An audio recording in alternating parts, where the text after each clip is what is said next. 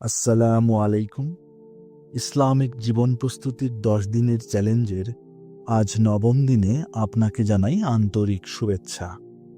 যারা আমার আগের ভিডিওগুলো মিস করেছেন তাদের জন্য ভিডিওর নিচে ডেসক্রিপশন বক্সে লিঙ্ক দেওয়া আছে। আপনার ইচ্ছা করলে সেই লিঙ্ক থেকে আমাদের আগের ভিডিওগুলো দেখে নিতে পারেন। আজকে আমরা যে বিষয়টা নিয়ে অনুশীলন করব তা হলো নেককার ব্যক্তিদের সাথে থাকা এবং তাদের সঙ্গ গ্রহণ করা। ইসলাম আমাদের জীবন গঠনে ভালো মানুষের সঙ্গ বেছে নেওয়ার নির্দেশ দিয়েছে। একজন নেককার ব্যক্তি আমাদের জীবনকে আলোকিত করতে পারে এবং আল্লাহর পথে চলার জন্য আমাদের উৎসাহিত করতে পারে।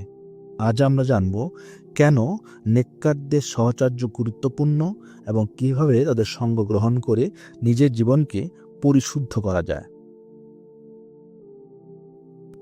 মানুষ যেমন তার সঙ্গীদের দ্বারা প্রভাবিত হয়, তেমনি আমাদের চারপাশের পরিবেশ আমাদের ব্যক্তিত্ব ও জীবনযাত্রাকে নির্ধারণ করে। কোরআনেও ব্যাপারে আলোচনা করা হয়েছে।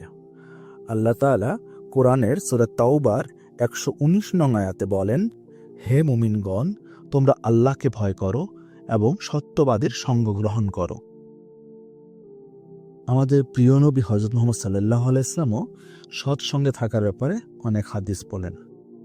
তিনি বলেন, ভালো বন্ধু ও মন্দ বন্ধুর উদাহরণ হলো এক সুগন্ধি বিক্রেতা ও এক লোহার কামারের মতো। সুগন্ধি বিক্রেতার কাছ থেকে তুমি হয়তো একটু সুন্দর সুগন্ধি কিনবে অথবা কমপক্ষে তার কাছ থেকে ভালো গন্ধ পাবে, আর লোহার কামারের কাছ থেকে হয়তো তার আগুনের স্পর্শে পোড়া লাগবে কিংবা তার কাছ থেকে একটু খারাপ গন্ধ পাবে। নেককার ব্যক্তিদের সঙ্গে থাকার গুরুত্ব। আমরা একজন নেককার মানুষের সঙ্গে আমাদের যদি জীবনটা গড়ে তুলি বা আমরা যদি তাদের সঙ্গ গ্রহণ করি, তাহলে আমরা আমাদের আত্মিক উন্নতি বৃদ্ধি করতে পারব। একজন নেককার মানুষের সঙ্গ আমাদের আল্লাহর প্রতি আরও মনোযোগী হতে সাহায্য করে। তারা আমাদের নামাজ, রোজা এবং অন্যান্য ইবাদতে উৎসাহিত করে। আমরা পাপ থেকে দূরে থাকতে পারব। নেককার ব্যক্তির সঙ্গ আমাদের পাপ কাজ থেকে দূরে রাখবে, কারণ তাদের উপস্থিতি আমাদের অন্তরে আল্লাহর ভয় জাগ্রত করে। আমরা ভালো কাজে উৎসাহ ও অনুপ্রেরণা পাব। যখন আমরা কোনো সমস্যায় পড়ি, তখন একজন ভালো বন্ধু বা সঙ্গী আমাদের সঠিক দিক নির্দেশনা দিতে পারেন।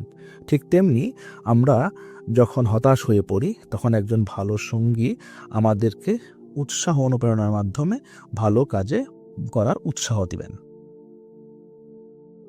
আমরা কাদেরকে নেককার বন্ধু ভাবতে পারি? যারা আল্লাহর আদেশ পালন করেন, যারা পাপ কাজ থেকে দূরে থাকেন, যারা পরোপকারী ও সদাচারী, তাদেরকে আমরা আমাদের উত্তম সঙ্গী হিসেবে গ্রহণ করব। যারা ৫ ওয়াক্ত নামাজ পড়েন, কোরআন মজিদ তেলাওয়াত করেন এবং সুন্নাহ মেনে চলেন, তারাই আমাদের কাছে নেককার বন্ধু বা সৎ সঙ্গী। মিথ্যা বলা, গীবত করা বা অন্যায় কাজে এড়িয়ে চলার লোকই হচ্ছে সৎ এবং উত্তম সঙ্গী। কিভাবে নেককারদের সঙ্গ গ্রহণ করা যায়? আমরা মসজিদে সময় কাটাতে পারি। মসজিদে আপনি এমন মানুষের সঙ্গে সময় কাটানোর সুযোগ পাবেন যারা আল্লাহর পথে চলার চেষ্টা করেন। বিভিন্ন ইসলামিক আলোচনা বা হালাকায় অংশ নিয়ে আমরা অনেক ভালো সঙ্গী পেতে পারি। নিজের পরিবেশ পরিবর্তন করেও আমরা অনেক ভালো বন্ধু পেতে পারি। যদি আমাদের আশেপাশে মানুষে আমাকে আল্লাহর পথ থেকে দূরে সরিয়ে নিয়ে যায়, তাহলে সাহস করে সেই পরিবেশ আমাদের পরিবর্তন করা উচিত এবং যেই পরিবেশে অনেক মুমিন এবং নেককার বান্দা আছে, তাদের সঙ্গে সেই পরিবেশে থাকার অভ্যাস বা চেষ্টা করতে হবে। এখন সোশ্যাল মিডিয়ার যুগ। সামাজিক মাধ্যমেও ভালো সঙ্গী বেছে নেওয়া যায়। আমরা আমাদের সোশ্যাল মিডিয়া অ্যাকাউন্টগুলোতে এমন অনেক লোকের সন্ধান পাব যাদের চাল চলন, কথাবার্তা নেককার ব্যক্তিদের মতো। আমরা তাদেরকে অনুসরণ করব, তাদের সঙ্গে যোগাযোগ রক্ষা করব, তাদের সঙ্গে মত বিনিময় করব। এভাবে তাদের সঙ্গে আমরা ওতপ্রোতভাবে জড়িত হওয়ার চেষ্টা করব। এভাবেও আমরা ভালো সঙ্গের সঙ্গে আমাদের জীবনটাকে অতিবাহিত করতে পারি। আমরা এই আলোচনাগুলো থেকে যা বুঝতে পারলাম, নেককার ব্যক্তিদের সঙ্গ গ্রহণ করা কেন এতটা জরুরি। তারা আমাদের জীবনকে আল্লাহর পথে পরিচালিত করতে সাহায্য করেন এবং আমাদের আত্মাকে পবিত্র রাখেন।